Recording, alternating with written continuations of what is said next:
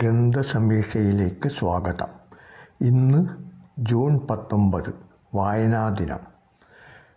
1996 മുതൽ കേരള സർക്കാർ ജൂൺ 19 വായനാ ദിനമായി ആചരിക്കുന്നു.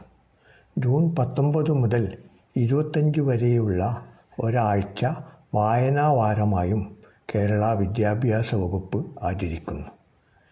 കേരള ഗ്രന്ഥശാലാ സംഘത്തിൻ്റെ ഉപജ്ഞാതാവും പ്രചാരകനുമായിരുന്ന ശ്രീ PN പണിക്കരുടെ ചരമദിനമാണ് ജൂൺ 19.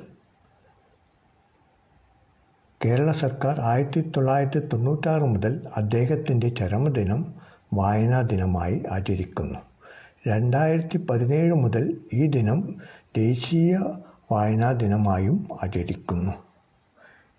ഈ ദിനത്തിൽ ശ്രീ അനിൽ മണ്ണത്തൂർ രചിച്ച ദൈവകൃപ എന്ന കഥാസമാഹാരം ഗ്രന്ഥസമീക്ഷയുടെ മാന്യപ്രേക്ഷകർക്കായി വീഡിയോയിൽ ചേർത്തിരിക്കുന്നത് കാണുക.